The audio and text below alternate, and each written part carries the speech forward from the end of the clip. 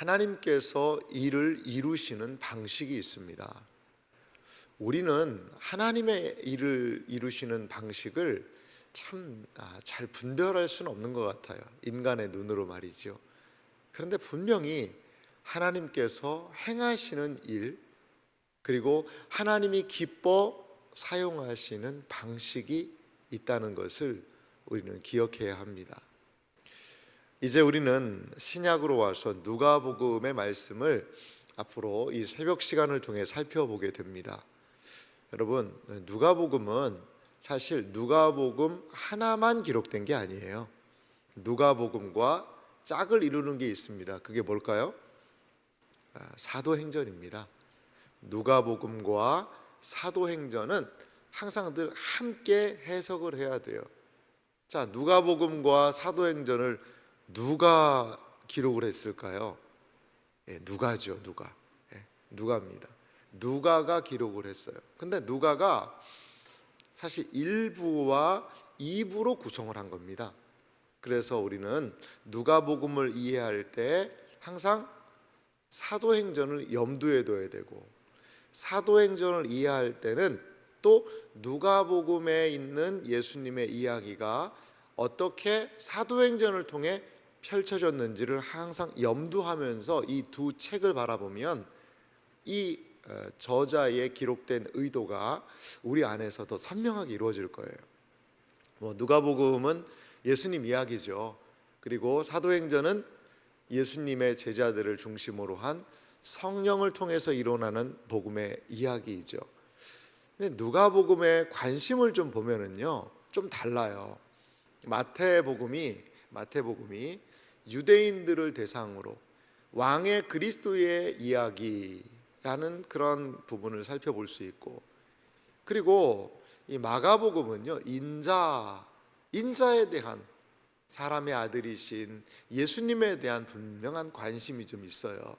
근데 누가복음을 좀 보면은요, 무엇에 좀 관심이 많냐면 좀 가난한 자, 낮아진 자, 여인들, 이러한 사회적으로 매우 소외된 분들에 대한 관심이 누가복음에 상당히 많이 기록이 되어 있어요.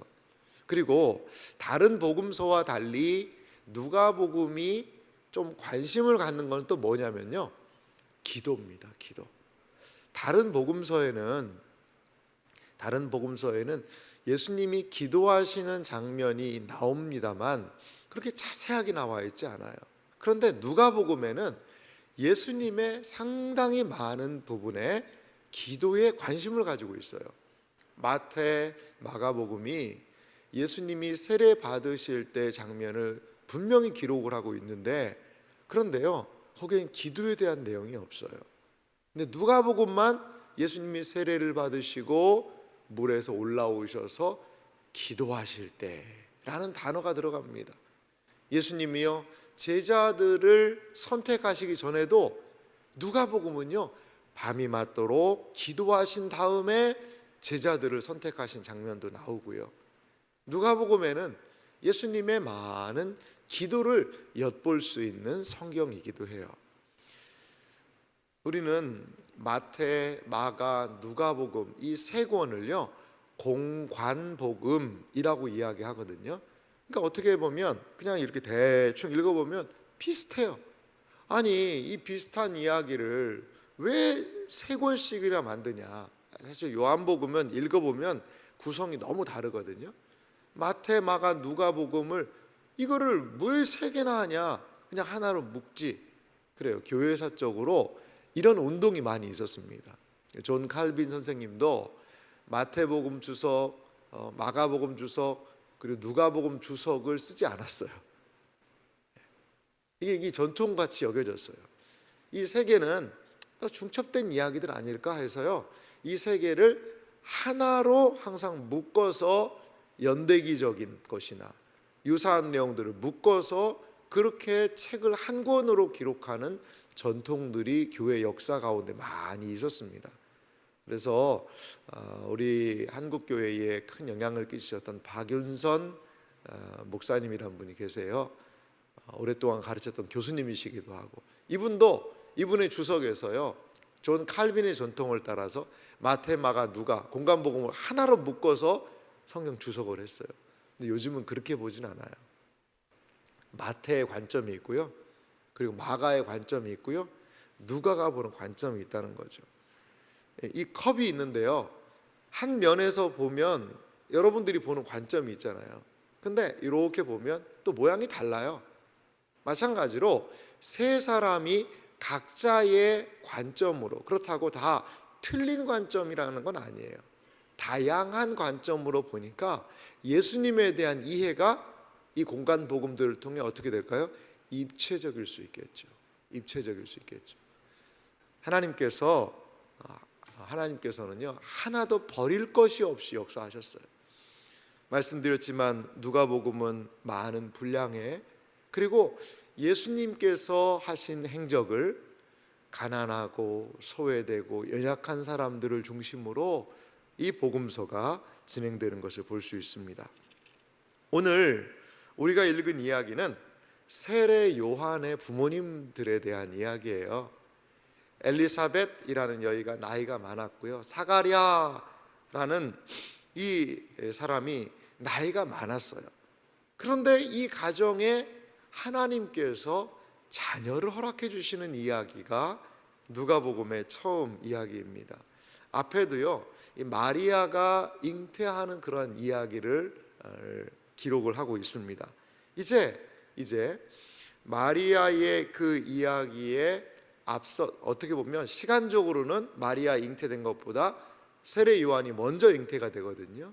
그러면서 마리아를 통해 예수 그리스도께서 이 세상에 오시는 일, 그리고 세례 요한이 그리스도의 사역을 준비하는데 그 세례 요한은 어떻게 잉태되었는지에 대한 이야기를 오늘 하고 있습니다. 오늘 성경의 이야기를 보면 57절에 보니까 엘리사벳이 해산할 기한이 차서 아들을 낳으니라고 시작을 하고 있습니다. 이 엘리사벳이라는 여인이 아들을 낳습니다. 그런데 이 아들을 낳게 될 것을요, 성전에서 이 사가랴라는 이 남편이 성전을 봉사하러 들어갔다가 그 이야기를 듣고요, 그때부터 말을 못하게 돼요. 말을 못하게 됩니다. 그래서 이 엘리사벳이라는 이 여인이 임신을 했는데 이제 아이를 낳거든요. 이름을 뭐라고 짓냐 이거죠. 이름을. 그래서 다른 사람들은, 가족들은 그 아버지의 이름을 따라서, 아버지가 또 제사장으로서 섬기고 있으니까 사가랴라고 하자, 아버지의 이름을 따라서 59절에도 그렇게 얘기하잖아요. 근데 60절에 어머니가 아니다, 이름을 요한이라고 좀 줘주라. 아니 그러니까 우리 집안에는 요한이라는 이름이 없는데 어떻게 아이의 이름을 그렇게 짓냐. 그 당시 전통은 아들의 이름을 아버지의 이름으로 짓기도 하고 그 집안 친족의 이름으로 짓는 그런 전통이 있었던 것 같습니다. 그러자 말을 못하는 사가랴 아버지한테 물어보죠. 근데 이제 말을 못하니까요, 서판에다가 이렇게 막 쓰는 거죠. 근데 이 사람이 요한이라고 거기도 쓰는 거죠. 그러니까 사람들이 깜짝 놀랍니다. 아니 어떻게 이런 일이 있을 수 있을까?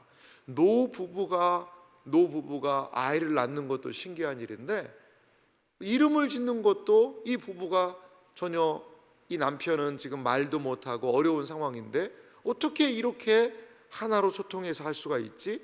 그러면서 66절 말씀 보세요. 듣는 사람이 다 이 말을 마음에 두어 이르되 이 아이가 장차 어찌 될까 하니 이는 주의 손이 그와 함께 하심이로라. 아멘. 이 아이가 과연 어떻게 되지? 이 아이 보통 아이가 아닌데 하나님이 이 아이를 통해 무엇인가 하실 것 같은데, 이것을 이야기하는 거죠. 여러분, 세례 요한의 출생의 이야기는요, 다른 복음서에는 이렇게까지 자세히 이야기하지 않거든요. 세례 요한의 출생의 이야기가 우리에게 들려주는 것은 무엇일까요? 어떤 의미일까요? 이것은 아마 이런 의미도 있지 않을까요? 사무엘상에 보면 한나 이야기가 있어요. 이 한나가 임신을 하지 못하거든요. 임신을 하지 못하고 그 올라가서요, 실로에 가서 간절히 좀 기도하지 않습니까? 기도하고 그때에 이 임신하지 못하던 여인 한나에게 하나님이 누구를요? 사무엘이라는 아이를 허락해 주세요. 이 한나의 임신하지 못함은 어떤 의미가 있냐면 그 이스라엘 백성의 모습이거든요. 이스라엘 백성의 모습이에요. 고대 사회의 여인이 아이를 못 낳는다는 것은요, 그건 수치입니다. 수치. 지금은 뭐 아이를 못 낳을 수도 있죠, 여러 가지 상황에서. 그런데 고대 사회에서 여인이 아이를 못 낳는다는 것은 수치고, 그리고 여인은요, 결혼하면 남편과 함께 살면서 남편의 보호를 받아야 돼요. 근데 남편이 죽고 없잖아요. 그러면 그가 낳은 자녀 아들이 보호를 해주는 거죠. 그러니까 남편이 없다, 아들이 없다라는 것은요, 나를 보호해 줄 사람이 없다라는 뜻이에요. 그런 의미도 구약 성경 안에는, 이 고대 당시에는 있다라는 거죠. 그런데 여기 누가복음에도 마찬가지예요. 아이를 낳지 못하는 이 한나가 어떻게 보면 이 이스라엘의 상태죠. 이스라엘의 상태예요. 많은 부분에서 보호자가 없이, 하나님의 은혜 없이 살아가는 그 모습. 그런데 그 한나가 자녀를 출산하는 것과 같이 이스라엘에게 하나님께서 무엇인가 하실 것을 기대하거든요. 저는 똑같은 구조가 이 엘리사벳과 사가랴의 출생, 이 요한을 출생하는 과정에도 있다고 봐요. 지금은 어떤 시대죠? 하나님이 말씀하지 않으시는 시대예요. 어둠의 시대예요. 캄캄한 시대예요. 선지자들도 누구도 없이 그냥 믿음의 사람들이 묵묵하게 기도하면서 하나님 도와달라고 이야기하는 그런 시대였거든요. 그런데 하나님께서 누구를 통하여?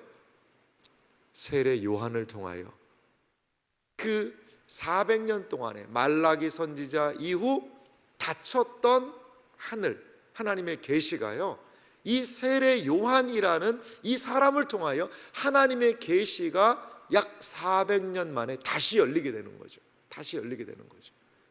그 놀랍게 하나님의 역사를 노 부부의 아들을 통하여, 아들의 출생을 통하여서 하나님이 역사하신다는 것은요, 이제 하나님께서 오랫동안 아이를 기다렸던 이 가정처럼, 오랫동안 하나님의 말씀을 기다렸던 그 이스라엘 민족을 향하여 하나님께서 역사하실 것이다는 것을 우리에게 보여주고 있다는 거죠. 우리에게. 이제 67절부터 80절에 보면 이 사가랴의 노래입니다. 노래. 이건 찬양이에요. 그가 이제 64절에도 보니까 입이 곧 열리고 혀가 풀리며 말을 하여 하나님을 찬송하니 라고 64절에 이야기하면서, 이제 요한이 태어날 때까지 한 10달 동안요 말을 못했거든요. 근데 그의 입이 열리면서 말하는 겁니다. 68절 보면 찬송하리로다 주 이스라엘의 하나님이여 그 백성을 돌보사 속량하시며.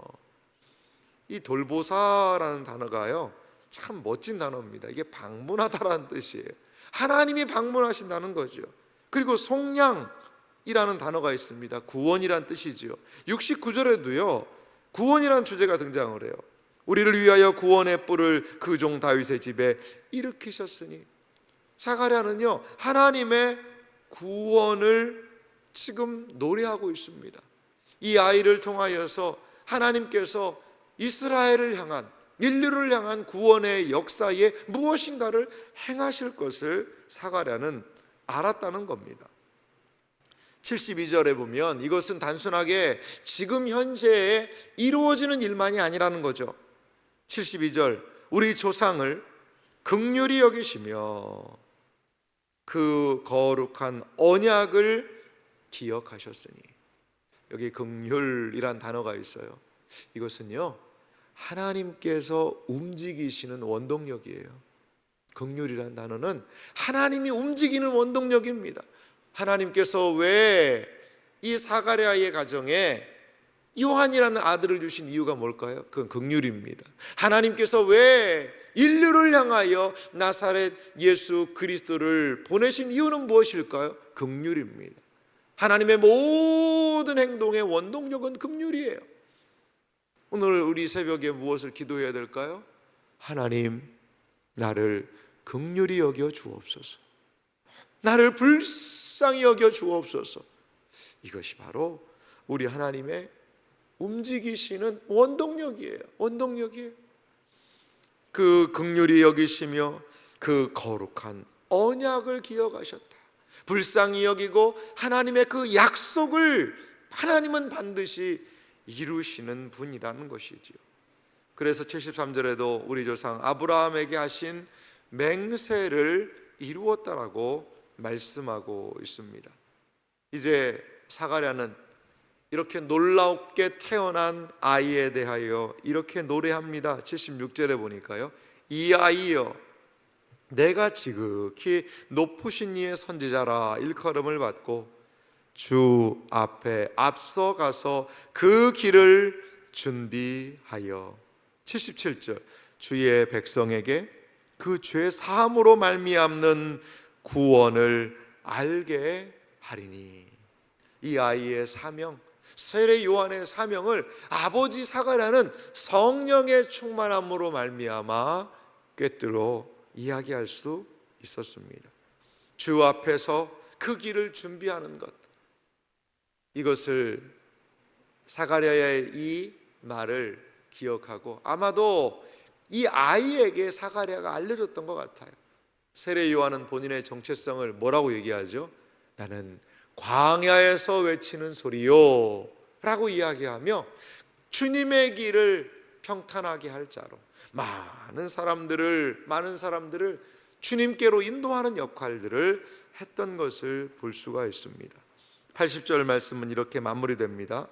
아이가 자라며 심령이 강하여지며 이스라엘에게 나타날 때까지 빈들에 있으니라.